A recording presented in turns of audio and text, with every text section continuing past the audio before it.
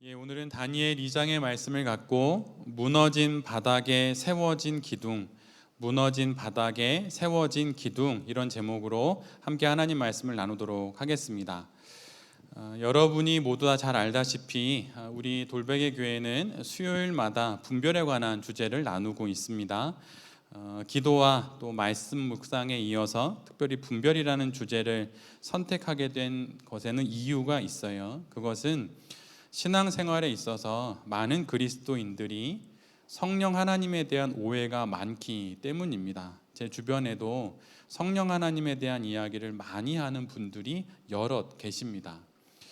기도 중에 무엇을 보았다거나 또는 꿈에 무엇을 보았다는 그런 경험들이 있다고 막 말씀하시는 분들이 계신 거예요. 그런데 그 모든 경험들이 잘못 오해되는 경우가 너무 많기 때문에 특별히 분별에 대한 나눔을 해야겠다는 생각으로 수요 예배 때 분별의 이야기를 함께 나누는 것입니다. 다 그런 것은 아니지만 그리스도인들 중에 꿈을 매우 중요시 여기시는 분들이 있어요.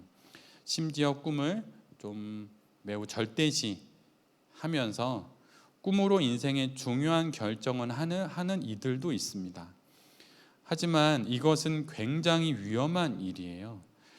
신앙의 분별은, 기독교의 분별은 이렇게 하는 것이 결코 아닙니다. 제게 와서 말씀하셨던 꿈의 이야기들 중에 저도 처음 들어보는 꿈들도 많이 있었어요. 그러나 그 모든 것들을 그 꿈으로 결정하는 건 매우 위험한 일입니다. 그 이유는 성경이 완성되기 전에 구약 시대에는 하나님의 뜻을 전달하는 그 계시의 수단으로 꿈이 많이 사용되었습니다. 그래서 구약에는 꿈이 많아요. 그런데 성령 하나님께서 저자가 되셔서 성경을 완성하신 뒤에는 하나님의 모든 역사와 또 우주를 어떻게 경영하시는지, 또 하나님께서 어떻게 통치하시고 또한 섭리하시는지, 또한 우리가 어떻게 살아가야 하는지, 그 모든 것이 성경에 기록되어 있습니다. 그래서 더 이상 하나님께서 꿈을 통해서 직통 계시를 하실 필요가 없어진 것이죠. 그러므로 우리는 어쩌다가 꾸는 꿈이 아니라 언제나 내 곁에 있는 하나님의 말씀을 붙잡아야 하는 것입니다. 어쩌다 한번 50평생에 한두 번 꾼 그 꿈을 의지하여서 우리의 인생을 걸어갈 것이 결코 아니에요. 그건 무속과 크게 차이가 없습니다. 그런 것이 아니라 지금 내 곁에 있는 하나님의 말씀을 의지하고 그 말씀이 내게 말씀하시는 하나님의 그 뜻과 헤아림들을 잘 이해하여서 우리에게 주신 삶을 잘 살아가야 하는 것입니다. 그래서 꿈이 아닌 성경이 하나님의 뜻을 계시해 주는 거예요. 또 꿈이 아닌 기도가 하나님의 뜻을 알게 하는 것입니다. 호세아 4장 6절에 이런 말씀이 있어요. 내 백성이 지식이 없으므로 망하는도다. 이 말씀처럼 그 어떤 신비의 경험도 말씀이 없이는 결국 우리의 신앙 인생에 덕이 되지 않습니다. 유익이 되지 않아요. 정말 아무런 이익이 없습니다. 그 어떤 신비의 경험보다도 이미 곁에 있어서 날마다 보는 말씀 묵상으로, 그리고 기도 생활로 매일매일의 삶을 잘 살아가야 하는 것이에요. 특별히 한 해를 마무리하며 지난 한 해 동안 내가 하나님의 말씀을 얼마나 가까이 했는지, 또 하나님과의 영적 대화라고 할 수 있는 기도를 얼마나 가까이 했는지 한번 돌아보기를 바랍니다. 말씀이 없으면, 기도가 없으면 꿈 같은 그런 것들을 원하게 되어 있고 그런 것에 많이 이끌려가게 되어 있습니다. 그런데 신앙은 그런 걸로 신앙 인생을 살아가는 것이 아니에요. 이미 곁에 있는 하나님의 말씀, 그 말씀으로 하는 말씀 생활과 또 기도 생활이 우리 모두에게 있어야 함을 한 해가 저물어가는 이때에 다시 한번 기억하면서 말씀 묵상으로 또 기도 생활로 잘 또 인생을 경영해 나가시는 여긴 우리 모두가 되기를 간절히 바랍니다. 특별히 성경에 있는 꿈에 관한 이야기 중에 가장 유명한 말씀이 바로 오늘 본문의 말씀이지요. 바빌로니아의 느부갓네살이 꾼 꿈 이야기입니다. 그는 왕이 된 2년 어느 날 꿈을 꾸게 되지요. 그런데 그 꿈의 내용의 불길함과 또 그 공포로 인해서 느부갓네살은 매우 불안하고 답답해하면서 그 꿈을 꾼 이후에 잠을 제대로 이룰 수가 없었습니다. 이에 그는 늘 그러하듯 고대의 모든 왕들이 그러하듯 온 나라에서 마술사와 주술사와 점쟁이와 점성가들을 불러 모읍니다. 그리고 그들에게 자신이 꾼 꿈의 내용과 그 꿈에 대한 해석을 내놓으라고 명령을 내리지요. 그런데 이것은 참으로 좀 엉뚱한 명령입니다. 꿈은 자신이 꿔놓고 그 꿈의 내용과 해석을 말하라고 하니 이는 참으로 황당한 명령이 아닐 수 없지요. 그러자 점성가들은 그 이전에 이런 명령을 한 왕이 없었다라고 말하면서 왕이 꾼 꿈의 내용을 말해주면 자신들이 해몽을 해주겠다고 대답을 합니다. 하지만 왕은 무슨 이유에서인지 자신이 꾼 꿈의 내용을 말해주지 않아요. 느부갓네살 왕이 그 꿈의 내용을 기억하지 못하는 것인지 아니면 알고는 있지만 말하지 않는 것인지 성경은 기록하고 있지 않습니다. 하지만 여하튼 느부갓네살은 점성가들에게 꿈의 내용과 해석 모두를 내놓으라고 명령을 내려요. 만약 그리하지 않으면 그들 모두를 사형에 처할 것이라고 천명합니다. 반면에 만약에 자신이 꾼 꿈의 내용과 해석을 잘 내놓으면 큰 상을 내릴 것이라고 약속을 하지요. 이것은 참으로 힘든 명령입니다. 꿈의 내용을 알 수 있는 사람은 그 꿈을 꾼 사람뿐인데 본인이 말해주지 않는 꿈을 또 본인도 기억하지 못하는 그 꿈의 내용을 점성가들이 어떻게 말해주고 또한 어떻게 해석할 수 있을까요?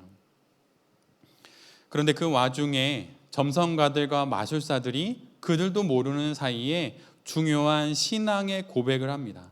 그 말씀이 바로 오늘 본문의 11절의 말씀이에요. 임금님께서 물으신 것은 너무 어려워서 육체를 가진 사람과 함께 살지 않는 신들이라면 몰라도 아무도 그 일을 임금님께 알려드릴 수는 없습니다. 느부갓네살이 꾼 꿈은 사실 그가 하나님과 만나는 뒤이어 나오는 여러 만남 중에 첫 번째 만남입니다. 다음 주에 그 꿈의 내용을 살펴보겠지만 그가 꾼 꿈의 내용은 하나님께서 인간이 세우신 세상 권력을 모두 무너뜨리신다는 내용이에요. 하나님께서 이방 나라의 왕인 느부갓네살을 만나 주셔서 그에게 그 계시를 해주신 것이죠. 하나님께서 그를 만나 그에게 주신 것이니 당연히 이 꿈의 내용과 해석은 오직 하나님만이 하실 수 있는 것입니다. 이를 통해서 우리가 알게 되는 것이 있어요. 우리의 미래는 사람이 아니라 하나님의 것이라는 사실입니다. 미래는 사람에게 달려 있지 않습니다. 미래는 하나님께 달려 있어요. 앞날의 일들과 그 일에 대한 성취와 모든 일들은 사람이 아닌 하나님께 있습니다. 이것을 모르니 사람에게 매달리게 되는 거예요. 나의 미래가, 나의 먹고 자고 눕는 나의 생사의 모든 것이 사람에게 달려있다고 생각하니 나의 미래를 그가 좌지우지할 수 있다고 여기니 그 사람에게 매달리는 것입니다. 그러나 우리의 미래는 사람이 아니라 하나님께 달려있어요. 우리의 미래는 하나님의 것입니다. 전도서 9장 1절에 이런 말씀이 있습니다. 이 모든 것을 내가 마음에 두고 이 모든 것을 살펴본즉 의인들이나 지혜자들이나 그들의 행위나 모두 다 하나님의 손 안에 있으니 사랑을 받을지 미움을 받을지 사람이 알지 못하는 것은 모두 그들의 미래의 일들임이니라. 전도자는 우리에게 이렇게 이야기합니다. 사람의 모든 미래의 일들이 하나님의 손 안에 있다고 하는 거예요. 우리의 모든 시간들이 하나님께 있다고 하는 것입니다. 이를 기억하며 사는 것이 바로 신앙이에요. 2023년 한 해를 돌아보면 참 많은 일들이 있었습니다. 그 일들 중에 우리가 미리 예상하고 예견하여서 준비했던 일들은 아무것도 없어요. 우리가 미리 맞춘 것은 하나도 없습니다. 모든 일들이 마치 사고처럼 그렇게 우리에게 다 다가왔지요. 우리는 그저 그 모든 일들 앞에서 하나님을 믿는 그 믿음 하나로 여기까지 이르게 된 것이에요. 왜 우리가 그리한 것입니까? 왜냐하면 우리의 미래가 하나님께 있기 때문입니다. 그 믿음으로 그 많은 사건과 사연들을 지나 우리 모두가 여기에 이르게 된 것이에요. 한 해를 마무리하며 또다시 한 해를 은혜 가운데 시작하게 됩니다. 지난 한 해가 그러했듯이 우리가 맞이하게 된 새해의 모든 미래도 하나님께 있어요. 이 사실을 고백하며 살아갈 수 있다면 어느 믿음의 선인의 그 찬양처럼 그 어디나 하늘 나라입니다. 그리고 그 어느 시간이나 하나님의 시간인 거예요. 우리의 모든 미래가 하나님께 있습니다. 여러분, 걱정하지 마세요. 다 주님이 하십니다. 주님의 손안에 우리 인생의 모든 것이 있어요. 우리의 모든 미래가 있습니다. 그것을 알라고 다니엘의 이 말씀을 우리에게 주신 거예요. 다니엘의 말씀을 1년 전에 여기를 봐야지라고 생각하지도 않았어요. 사람들이 꿈을 해석해주고 그들이 해석해주는 꿈에 의해서 나의 인생이 되어가는 것이 아닙니다. 사람이 아니라 하나님께 우리의 미래가 있습니다. 이것을 기억하면서 우리에게 주신 이 인생 가운데 나의 미래가 사람의 것이 아니라 하나님의 것이라는 것을 아는 그 믿음의 기둥을 이 한 해가 저물어가는 이 날에 또 한번 잘 세울 수 있는 우리 모두가 되기를 바랍니다. 오늘 본문을 보면 느부갓네살 왕은 더 이상 점성가들을 통해서 자신의 답답한 마음을 해결할 수 없음을 알게 됩니다. 그래서 그는 그의 권력으로 바빌로니아에 있는 모든 지혜자들을 죽이라는 명령을 내립니다. 그런데 이 불씨가 다니엘과 세 친구들에게도 튀어서 그들도 꿈을 맞추지 못하는 점성가들 때문에 그들과 함께 죽을 상황에 놓이게 돼요. 그러자 다니엘은 바빌론의 지혜자들을 죽이라는 그 명령을 수행하는 왕의 시위대장인 아리옥을 찾아갑니다. 그리고 슬기로운 말로 또한 매우 조심스럽게 질문을 하여서 아리옥으로부터 왕과 점성가들 사이에서 벌어진 모든 일들을 듣게 됩니다. 그리고 그 모든 것을 들은 다니엘은 곧바로 왕을 찾아가서 느부갓네살 왕에게 왕이 꾼 꿈의 내용을 내가 맞추겠다고, 그리고 그 꿈에 대한 해몽을 내가 하겠다고 말을 합니다. 그리고 잠시 시간을 달라고 요청을 해요. 그런데 사실 다니엘이 시위대 장관 아리옥을 찾아간 것은 참으로 위험한 일이었습니다. 왜냐하면 사람들이 오늘 본문을 봐도 바벨론의 모든 지혜자들과 함께 다니엘과 세 친구들을 죽이기 위해 찾고 있었기 때문이에요. 그리고 이 일을 맡은 자가 바로 시위대 장관 아리옥이기 때문입니다. 사실 아리옥은 다니엘이 찾아가서 만나야 할 사람이 아니라 어떻게든 피해야 할 사람이고, 이 상황은 어떻게든 다니엘이 도망쳐야 할 상황이지요. 그런데 다니엘은 제 발로 아리옥을 찾아갑니다. 그 상황 속으로 들어갑니다. 아리옥을 만나는 것 그 자체가 공포요 두려움인데, 다니엘은 오히려 그 죽음의 사자를 찾아가 만나고 그에게 이 모든 일의 자초지정을 묻습니다. 그리고 더 놀랍게도 다니엘 1장에서 황관장에게 호의를 입어 그가 채식을 하고 물만 마실 수 있었던 것처럼 여기서도 12대 장관 아리옥으로부터 호의를 입게 됩니다. 이것은 하나님께서 1장에서 환관장의 마음을 움직였듯이 아리옥의 마음을 그리 움직인 것이죠. 근데 여기서 더 중요한 것은, 우리가 주목해야 하는 것은, 지금 다니엘도 느부갓네살이 꾼 꿈의 내용을 모른다는 것입니다. 그리고 그 꿈의 내용을 몰라서 점성가들이 지금 죽을 지경에 이르게 되었고 자신도 지금 죽게 되었다는 것을 그는 알고 있어요. 그런데 꿈의 내용을 전혀 모름에도 불구하고 그는 왕을 찾아갑니다. 방금 전에 왕과 점성가들 사이에서 무슨 일이 있었는지 들었을 정도로 다니엘은 이 일에 대해서 그 어떤 정보도 없는 상태였어요. 그리고 다니엘이 느부갓네살 왕을 만나서 왕에게 한 이야기 역시 점성가들이 왕에게 했던 이야기와 다르지 않습니다. 시간을 좀 달라고 점성가들도 이야기를 했어요. 근데 이 말은 조금 전 느부갓네살이 점성가들에게 화를 내면서 그들이 지금 시간을 끄는 꼼수를 부리고 있다며 화를 냈고, 그리고 그 화가 죽이라고 하는 명령으로까지 이어지게 된 것이죠. 다니엘은 아무것도 모르고 뾰족한 해법이 있는 것도 아님에도 불구하고 아리옥 앞에 나아갑니다. 그리고 그 꿈의 내용도 모르고 자기가 해몽을 할 수 있을지 없을지도 알지 못한 채로 느부갓네살 왕을 만나러 가는 거예요. 그가 이렇게 위험한 상황으로 스스로 뛰어들 수 있었던 이유가 무엇입니까? 그것은 실은 1장에 있어요. 왕이 내려주는 음식을 거절한 그 믿음의 결단과 이에 대한 하나님의 응답을 그는 몸으로 경험했습니다.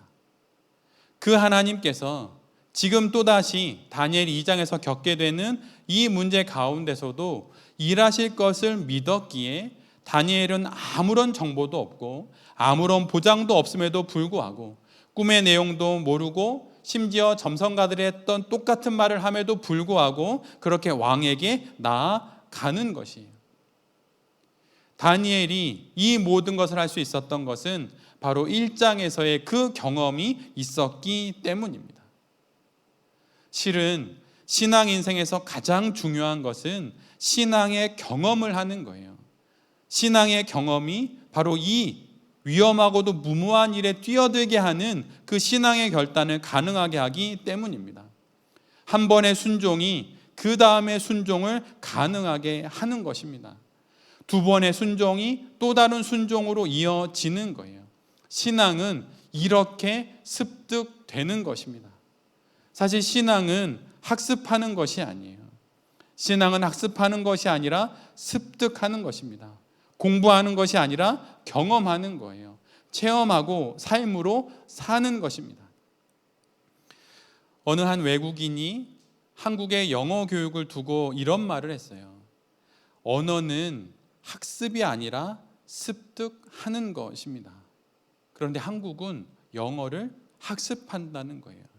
그래서 영어를 정말 잘한다고 생각을 하는데 정작 외국인을 만나면 말을 한마디도 하기가 어려운 것입니다.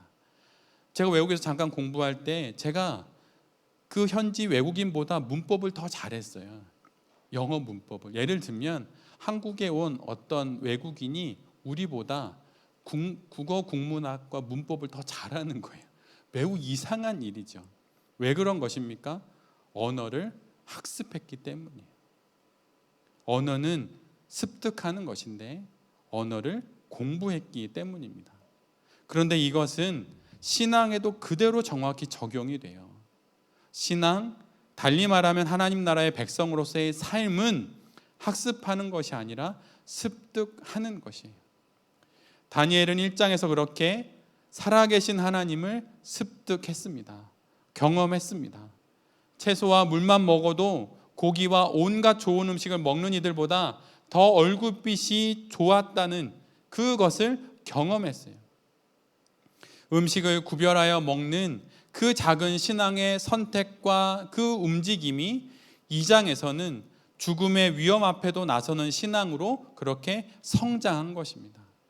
작은 하나의 신앙의 경험이, 그 순종이 더 큰 신앙의 순종과 경험으로 그렇게 나아가게 된 것이에요.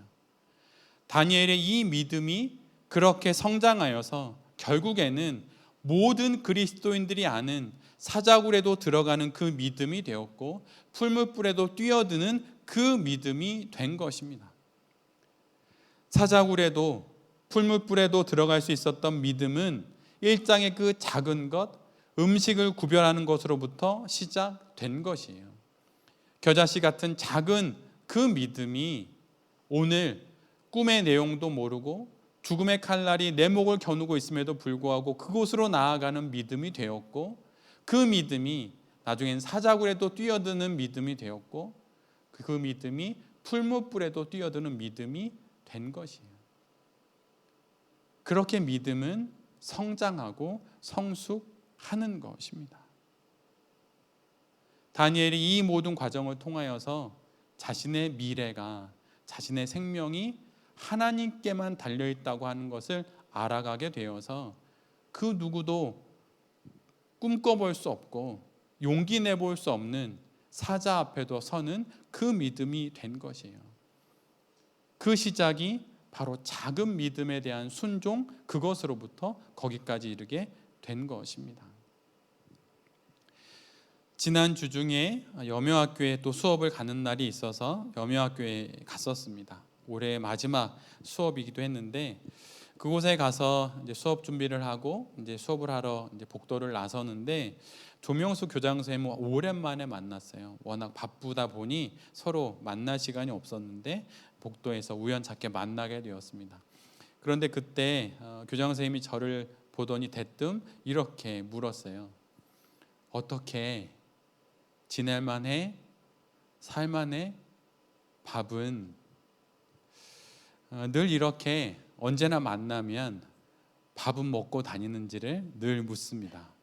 사실 제가 되게 좋아해요. 그 조명수 교장 선생님을. 저보다 나이가 한 2살 정도 많은데 사석에서는 이제 누나 동생 또 하기도 하는데 늘 그렇게 마음이 따뜻해서 제가 너무 좋아합니다. 제가 제일 좋아하는 사람이 눈물 많은 사람 그리고 따뜻한 사람을 제일 좋아하거든요. 근데 딱 그 사람이에요. 근데 어떻게 잘 지내? 살만해? 밥은? 근데 그 말을 듣는 순간 그때 불현듯 제 머릿속에 지금으로부터 대략 한 20년 전이군요. 20년 전에 한 장면이 떠올랐어요. 여묘학교를 대림동 지하에서 처음 시작할 때 가끔 푸드뱅크라고 하는 곳에 가곤 했습니다. 푸드뱅크는 이렇게 컨테이너로 이렇게 사무실을 만들어 놓은 그런 곳이에요. 그곳에 가면 유통기한이 거의 다 된 빵과 음료들이 있었고 그것을 경제적으로 어려운 분들이 드실 수 있도록 이렇게 나누어 주는 곳입니다. 여묘학교의 형편을 잘 아는 지역 사회에서 또 우리도 그런 혜택을 볼 수 있는 그런 학교로 또 지정해 주어서 여묘학교도 연락을 받으면 그곳에 가서 이렇게 빵이나 음료나 뭐 이런 것들을 과자나 이런 것들을 가지고 오는 일을 제가 했었어요. 근데 한여름에 한 7월 8월쯤이었습니다. 한여름에 푸드뱅크에서 전화가 왔어요.